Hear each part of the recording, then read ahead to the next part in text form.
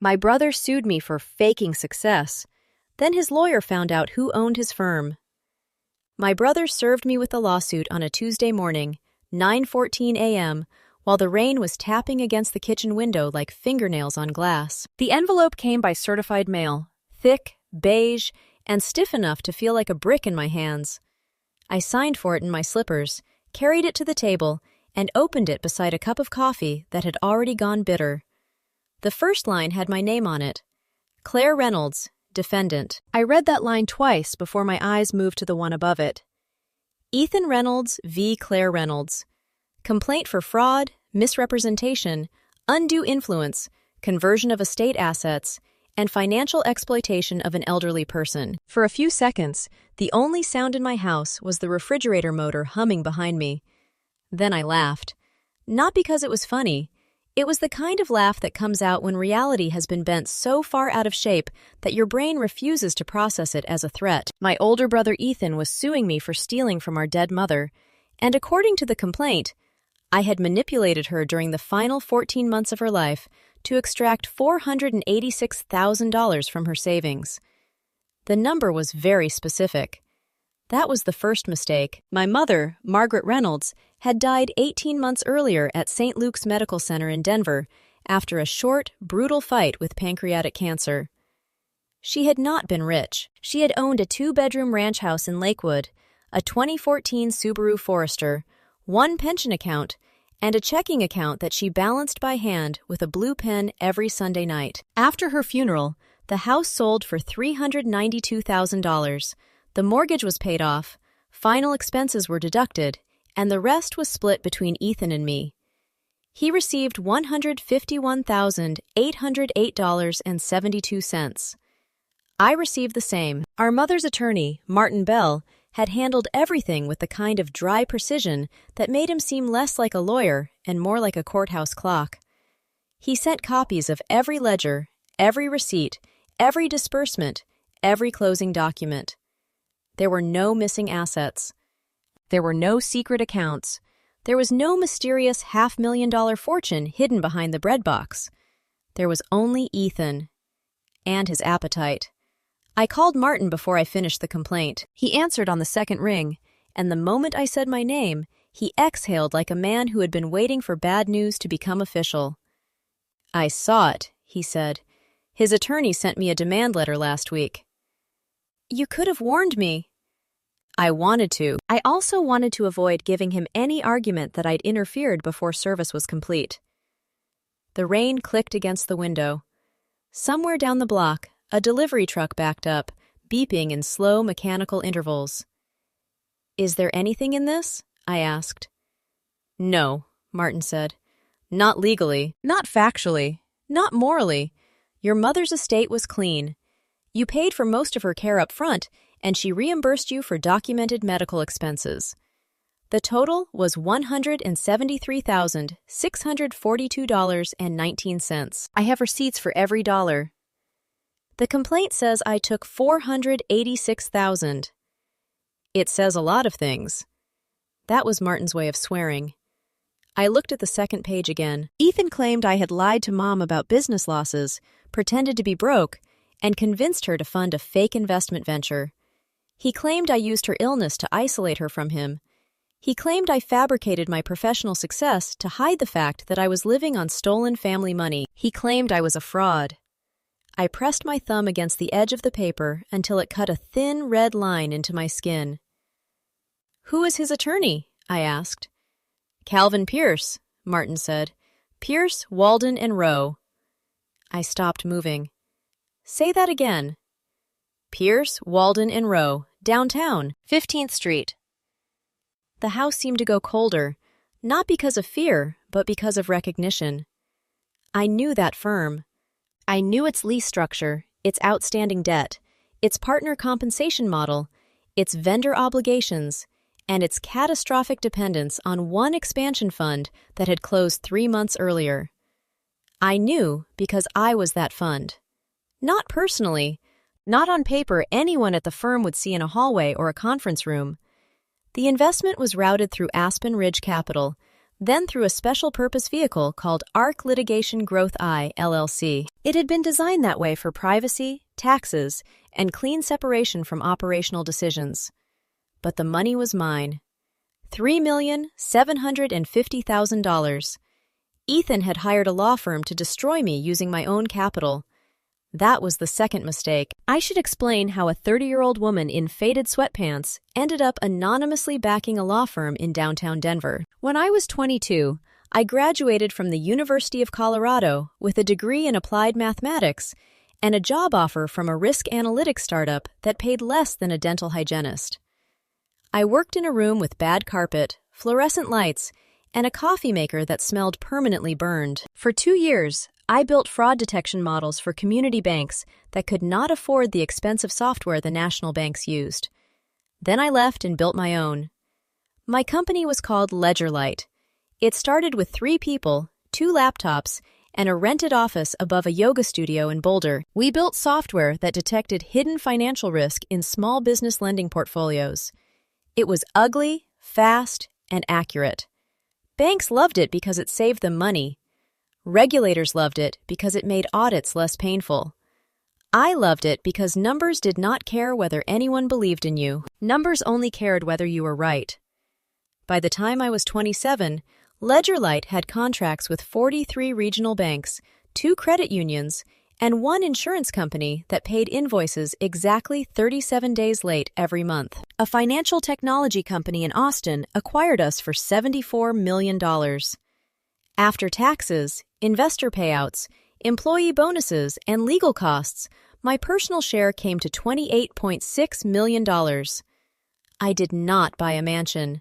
I did not buy a white Range Rover or a diamond watch or a vacation house in Aspen. I paid off my student loans, paid off Mom's medical bills when the insurance gap started widening, bought a boring townhome in Wash Park, and hired a wealth manager who did not use the word lifestyle in our first meeting. Then I started investing quietly. Quiet money lasts longer. Ethan never understood that. My brother was 4 years older than me, and he had always treated adulthood like a showroom. He sold medical equipment, leased a black Mercedes he could not afford, posted steakhouse dinners on Instagram, and once told me that wealth did not count unless people could see it. At Mom's funeral, he wore a cashmere coat and asked whether the valet at the church was complimentary. I wore a navy dress from Nordstrom Rack. He looked at me like I had failed. Ethan knew I had sold a company. He did not know for how much. I had told Mom because she asked once, gently, while we sat in her kitchen after her first round of chemo. I told her the truth. She put her hand over mine and said, "Then don't let it turn you into someone loud." I promised her it wouldn't. I kept that promise. During her illness, I took leave from my board work, drove her to appointments, slept in the recliner beside her hospital bed, and paid invoices before she could worry about them. When she felt well enough, she insisted on reimbursing me from her own accounts. I told her not to. She told me she was still my mother, not my dependent. So I kept receipts. Every ambulance bill, every oncology copay, every home health invoice, every pharmacy charge, every $18.44 bottle of nausea medication from the Walgreens on Wadsworth. I scanned them, labeled them, backed them up in 3 places, and sent copies to Martin. That was not paranoia. That was training. People think finance is about money. It is not. Finance is about behavior under pressure. People show you who they are when the ledger stops flattering them. Ethan had shown me. I hired my own attorney the same afternoon. Her name was Rachel Voss, and she came from a litigation firm that occupied the top 2 floors of a building where even the elevator smelled expensive. Her office smelled like lemon polish and paper. Not printer paper, real paper. Thick files, signed orders, exhibits, tabbed binders, things that could survive a judge's bad mood. Rachel read the complaint without speaking. When she finished, she placed it flat on the table and aligned the corners with her fingertips. "This is aggressive," she said. "It's fiction. Fiction can still cost 6 figures to disprove." "I know." She looked up. "You understand his goal?" "Settlement." "Yes. He wants the case ugly enough that you pay him to go away. He picked the wrong sister. Rachel's mouth moved half an inch. For her, that was a smile. Over the next 3 weeks, we built the first binder. Rachel called it our defensive file. I called it the red binder because I bought it myself from Office Depot at 7:42 p.m. on a Thursday and chose red because Mom had used red folders for tax documents. It had 12 sections: estate closing records, medical invoices, bank transfer logs, caregiver contracts, pharmacy receipts, insurance explanations of benefits, my tax returns, the Ledger Light sale documents, charitable contribution records, board compensation statements, sworn statements from Mom's doctors, and a timeline of Ethan's visits. His timeline was short: 4 visits in 14 months, 1 diagnosis visit, 1 birthday lunch where he stayed 32 minutes, 1 hospital visit where he took a phone call in the hallway for most of the time, 1 final visit 3 days before she died, when Mom was already too medicated to hold a full conversation. He spent more time photographing his car outside the hospital than sitting beside her bed. I did not put that in the binder. Rachel did. The first hearing was scheduled for May 11 at 8:30 a.m. in Denver District Court. The courthouse smelled like wet wool, floor wax, and old coffee. The hallway lights buzzed overhead with a tired electrical sound, and every few minutes, a clerk's cart rattled across the tile like loose bones. Ethan arrived at 8:17. He wore a gray suit, a silver tie, and the expression of a man who believed the building had been constructed for his vindication.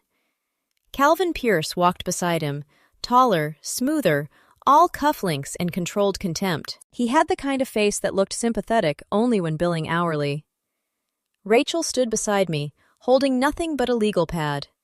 The red binder was in my bag. Calvin opened the hearing by describing me as a financially opaque individual who had cultivated an appearance of modesty while engaging in unexplained high-value transactions. He said my lifestyle was inconsistent with my visible income. He said my mother had been vulnerable. He said discovery would reveal the full scope of my deception. Then he said something that made Rachel's pen stop moving. Ms. Reynolds has never produced reliable proof of the business success she claims. The room went very still.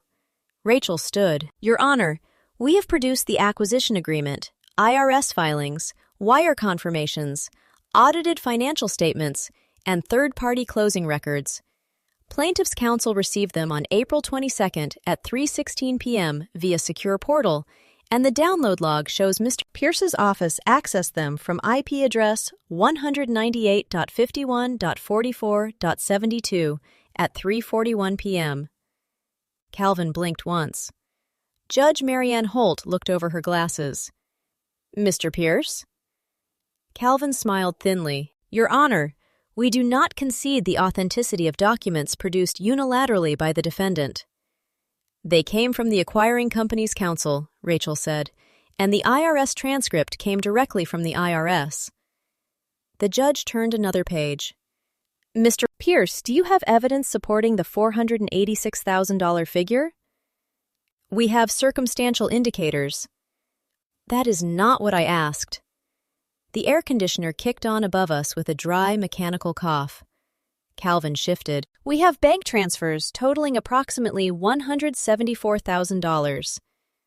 Approximately? The judge asked. $173,642.19, Rachel said. All reimbursements for medical expenses. Every invoice is in Exhibit C. Judge Holt read silently for 23 seconds. I counted. Ethan stared at me from the plaintiff's table, his jaw tight enough to crack a tooth. The judge did not dismiss the case that morning. Judges do not always end nonsense as quickly as movies do. She allowed limited discovery, restricted to alleged transfers and communications involving Mom's finances during the final 14 months of her life. But before she ended the hearing, she looked at Calvin and said, Counsel, if this case becomes a fishing expedition, I will sanction it like one. Calvin nodded. Ethan smirked. He thought he had survived. That was the third mistake. Discovery is a strange thing. People imagine it as boxes of dramatic evidence and surprise witnesses. In reality, it is mostly spreadsheets, metadata, timestamps, and people forgetting that PDFs remember things humans don't. Rachel requested Ethan's evidence supporting the missing money. Calvin produced 3 promissory notes allegedly signed by our mother, each stating that she had advanced me money for a private investment fund. The notes were dated November 3, December 19, and February 8. Mom had been hospitalized on all 3 dates. On November 3, she was in room 412 at St. Luke's receiving fluids after a chemo reaction. On December 19th, she was sedated after a bile duct stent procedure. On February 8th, she was in hospice, unable to sign anything more complex than a medication consent form, and even that had required a nurse witness. The signatures looked like hers at first glance. At second glance, they looked like a son trying to remember how his mother wrote the letter M. Rachel sent them to a forensic document examiner in Colorado Springs named Helen Armitage. Helen was 71, wore turquoise glasses, and had the calmest voice I had ever heard. She examined ink pressure, tremor patterns, stroke sequence, indentation marks, and printer history. Her preliminary report came back 9 days later. The signatures were traced. Not copied, traced. That mattered. A copied signature can be explained as clerical laziness. A traced signature suggests intention. Helen found microscopic hesitation points at the curve of the R in Reynolds and abnormal stop-start pressure at the end of Margaret. Worse for Ethan, one document contained faint indentation marks from another sheet of paper placed above it during tracing. The source appeared to be Mom's 2021 Christmas card list. I remembered that list. She kept it in the kitchen drawer under the oven mitts. Rachel also subpoenaed email records related to the documents. That was when the case stopped being a family dispute and started smelling like federal trouble. The promissory notes had been emailed from Ethan's personal account to Calvin Pierce's office on March 7th at 11:38 p.m. The attached PDF metadata showed they had been created using a trial version of a document editing program registered to ER Sales Laptop. The IP address traced to Ethan's home router in Highlands Ranch. The printer ID embedded in the scan matched an HP OfficeJet registered under his wife's Amazon account. Then came the tax issue. One of the fake notes described the alleged money as an investment advance into a fund that did not exist. Another characterized it as a family loan. But Ethan had also reported, through his attorney, that Mom had made taxable gifts to me exceeding the annual exclusion limit and that I had concealed them. Calvin's office had sent a copy of that allegation to a contact at the Colorado Department of Revenue as a pressure tactic. Pressure tactics have consequences. Rachel pulled federal transcripts to prove no such gifts existed. In doing so, she discovered that someone had attempted to access Mom's IRS online account 7 months after her death. The login attempt used her social security number, date of birth, and an old email address. It failed because the system required identity verification, but the attempt generated an alert. The IP address was familiar. Ethan's router again. Rachel did not smile when she showed me. She simply slid the paper across her conference table. Outside her window, downtown traffic moved in cold silver lines. Inside, the only sound was the soft hiss of the HVAC vent and the distant ring of someone else's phone. "Claire," she said, "this is no longer just defamation or frivolous litigation." "I know. Your brother may have forged documents and attempted to access a deceased person's federal tax account." "I know. Do you want to give him a chance to withdraw before this goes further?" I thought about Mom in room 412, pretending the broth did not taste metallic. I thought about Ethan standing beside her hospital bed, checking his watch while she tried to ask about his kids. I thought about the complaint calling me a predator when I had been the one cleaning medication spills from her nightstand at 2 a.m. "No," I said. Rachel nodded once. We began preparing the second binder. This one was blue. The blue binder was not for court only. It contained the forensic signature report, hospital admission records, hospice notes, PDF metadata, email logs, IP trace summaries, printer identification data, IRS access alert, and a sworn declaration from Martin Bell confirming the estate had closed cleanly. It also contained a section I had not expected to use: the investment documents for Pierce, Walden, and Rowe. Rachel raised an eyebrow when I handed them over. "You invested in his firm?" Anonymously.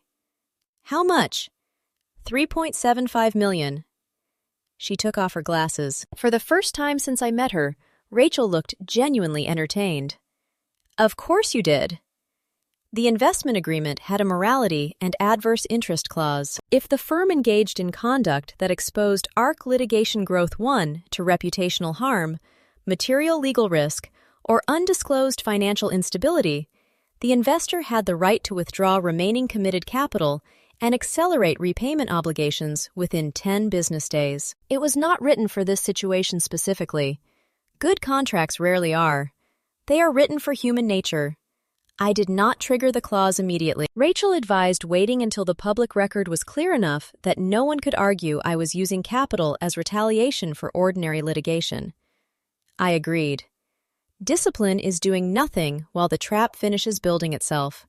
So I waited, and I let Ethan think I was scared. 2 weeks before the evidentiary hearing, Ethan called me from a steakhouse bathroom. I knew because I could hear restaurant music, muffled voices, and the echo of tile around him. He had the relaxed arrogance of a man 3 drinks into someone else's confidence. "You should settle," he said. "No." "Claire, don't be stupid.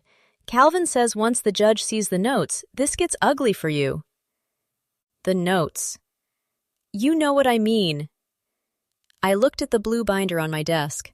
The tabs were aligned perfectly. The cover smelled faintly like plastic and toner. "I'm sure I do."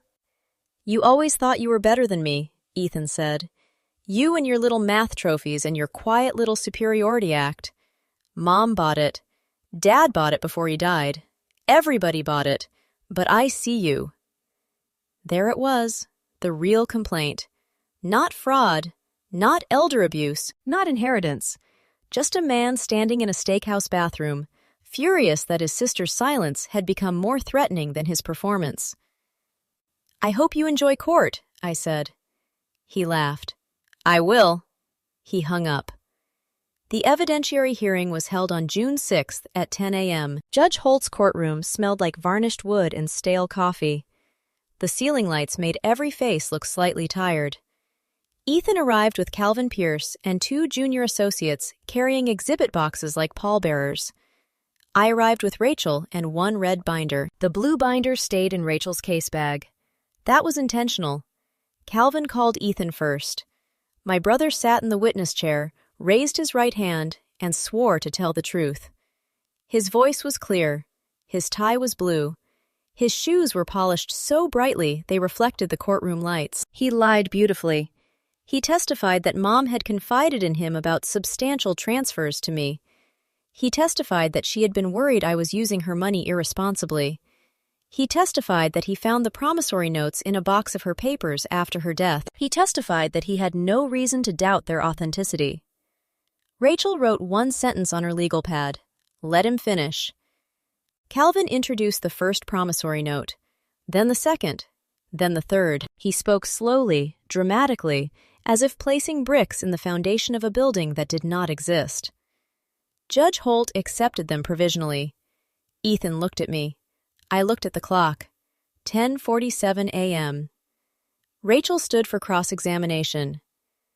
"Mr. Reynolds, you testified that you found these notes in your mother's papers. Where specifically?" "In a storage box." "What room?" "Her bedroom." "What date?" "I don't remember exactly." "Was it before or after March 7th?" He blinked. "I don't know." Rachel picked up a folder. "Do you recognize this email?" Calvin stood. "Objection. Foundation." "I'll lay it," Rachel said. She did. Slowly. Calmly. By the time she finished, the courtroom had seen Ethan's March 7th email, the attached PDFs, the metadata from the editing software, the printer ID, and the IP log connecting the upload to his home network. Calvin's face had gone from confident to pale to something harder. calculation. Ethan stopped looking at me. Rachel placed the hospital records beside the notes. Mr. Reynolds, on November 3rd, the date of this first alleged note, your mother was admitted to St. Luke's Medical Center, correct? I don't know her exact hospital dates. Rachel handed him the admission record. Now you do. The judge looked up. Rachel continued. On December 19th, the date of the second note, she underwent a procedure and was sedated. On February 8th, the date of the third note, she was in hospice care with documented motor impairment. Are you asking this court to believe she executed 3 financial documents on 3 dates, when medical records show she could not have done so normally? Ethan swallowed. I found them. That wasn't my question. I said I found them. Rachel opened the blue binder. The room changed. It is hard to describe that kind of silence. It was not empty. It was full of everyone realizing the story they had been watching was not the story being told. Rachel called Helen Armitage, the forensic document examiner. Helen wore a charcoal jacket and spoke with the patience of a woman who had spent 50 years letting ink betray people. She explained traced signatures, pressure hesitations, indentation marks, and source signature alignment. She did not raise her voice once. She did not need to. By 11:36 a.m., the promissory notes were dying on the record. Then, Rachel introduced the IRS access alert. Calvin objected so quickly his chair scraped the floor. The sound cracked through the courtroom. Judge Holt asked counsel to approach. They spoke in low voices near the bench, while Ethan sat frozen, fingers locked together, knuckles whitening. I could smell his cologne from 10 feet away. Too much cedar, too late. Judge Holt allowed limited questioning. Rachel established only the basics. Someone attempted to access Margaret Reynolds' IRS online account after her death using identifying information. The attempt came from the same residential IP address associated with Ethan's submitted documents, and the matter had been referred for further review. She did not say federal crime. She did not have to. Judges hear words that are not spoken. At 12:08 p.m., Judge Holt removed her glasses and looked at Calvin. Mr. Pierce, did your firm verify the authenticity of these promissory notes before filing allegations of fraud and elder exploitation? Calvin's throat moved. We relied on our client's representations. That is not an answer I enjoy hearing when forged documents may have been presented to this court. The courtroom temperature seemed to drop. Judge Holt continued. I am ordering supplemental briefing on sanctions. I am also directing the clerk to transmit today's record to the district attorney's office for review. As to the potential tax account access issue, counsel may expect appropriate referral channels to be notified.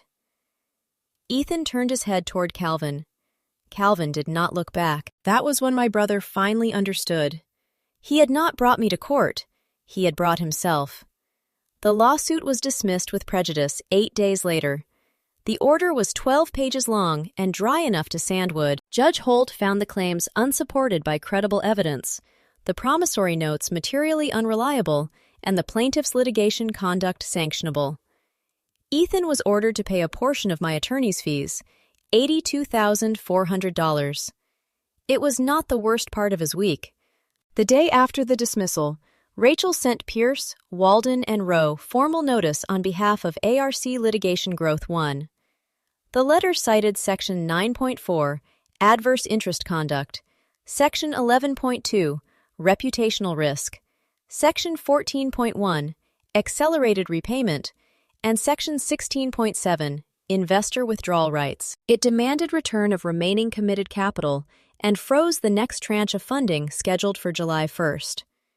At 2:22 p.m., Calvin Pierce called Rachel. Rachel put him on speaker with my permission. His voice was different now. Not arrogant, not humble either, just stripped down to need. Rachel, this is disproportionate. No, Rachel said. It is contractual. We didn't know your client controlled ARC. You didn't know because you didn't perform due diligence. This will destroy the expansion. Then the expansion was undercapitalized. There was a pause. Then Calvin said, What does she want? Rachel looked at me. I said nothing. Rachel answered, "She wants nothing from you. The investor is exercising its rights." By Friday, the downtown legal community was already feeding on the news. Pierce, Walden & Rowe had leased 2 additional floors based on projected investor funding. They had hired 6 attorneys, signed vendor contracts, purchased a new litigation software package, and announced a commercial disputes division they could no longer afford. Their landlord demanded assurances. Their bank froze a credit increase. 2 lateral partners asked for written proof of solvency. Calvin did not have it. By Monday, 3 clients moved their files. By Wednesday, the first associate resigned. By the following week, Pierce, Walden & Rowe was no longer a firm. It was a cautionary tale with letterhead. Ethan called me 12 times during those 2 weeks. I did not answer until the 13th, because Mom had believed 13 was lucky, and because I wanted him to sit with the sound of his own choices first. When I answered, he did not say hello. "You ruined me." I was standing in my kitchen, washing a coffee mug. The afternoon light hit the counter in a clean rectangle. "No," I said. "I documented you." "You destroyed Calvin's firm." "I withdrew from an investment that became legally and reputationally unsafe." "Because of me." "Because of forged documents submitted in a lawsuit against me." He breathed hard into the phone. "You always do this. You use words to make yourself sound innocent." "I use records." "You think you're better than me." "No, I think I kept receipts." That stopped him. For a moment, there was only silence and the faint buzz of the line. Then his voice cracked, not into tears, but into something smaller and uglier than anger. "I needed the money." There it was. Not justice, not Mom, not inheritance. Money. "My cards are maxed," he said. "The Mercedes is 3 months behind. Jenna doesn't know about half the debt. When Mom died and the house didn't bring what I thought it would, I panicked. Then I started thinking maybe you had gotten more. You were always paying for everything. The hospital, the nurses, the prescriptions. I thought there had to be something hidden." "You could have asked." "You would have judged me." "I am judging you now." He inhaled sharply. "You forged Mom's name, Ethan." "I traced it from an old card," he whispered. The confession was so quiet it almost disappeared. I closed my eyes. For the first time since the lawsuit arrived, I felt something close to grief. Not for the case, not for the money, for the fact that my brother had sat somewhere in his expensive house, taken our mother's handwriting from a Christmas card, and pressed it into a lie. That was the part I would never forgive quickly. Maybe not ever. "I'm sorry," he said. "No," I said. "You're cornered." He said nothing. "The district attorney may contact you. The IRS issue may not disappear. The sanctions order is already entered. I can't undo that, and I wouldn't if I could." "Claire, please." "There was a moment when you could have stopped. Before filing, before submitting the notes, before testifying. You passed every exit." His breathing shook. I hung up. 6 months later, Ethan pleaded guilty in state court to 1 count related to forged instruments as part of a negotiated agreement. The federal tax access issue did not become a long prison story like people expect in online revenge fantasies, but it did become expensive, humiliating, and permanent. He received probation, restitution obligations, community service, and a record that followed him into every job interview afterward. Calvin Pierce was sanctioned by Judge Holt and referred to the state disciplinary office. He did not lose his license, but he lost something lawyers fear more in private: the assumption that his judgment could be trusted. His partners dissolved the firm. The 2 lateral hires sued over misrepresentation of financial stability. The lease default made the business pages for 1 short, brutal paragraph. That was enough. Ethan sold the Mercedes, then the house, then the version of himself that needed both to exist. We did not speak for almost a year. When we finally met, it was not at a steakhouse or a courtroom or one of those dramatic places people imagine for reconciliation. It was at a diner off Colfax Avenue where the coffee tasted burned and the vinyl booths had cracks taped over with black strips. Ethan looked older, not wiser exactly, just sanded down. He brought a manila envelope. For a second, I almost laughed at the poetry of it. Inside were copies of his debt plan, proof of restitution payments, and a handwritten letter. He did not ask for money. He did not ask me to call anyone. He did not ask me to say everything was okay. He only said, "I hated you because I thought your quiet meant you were hiding something from me.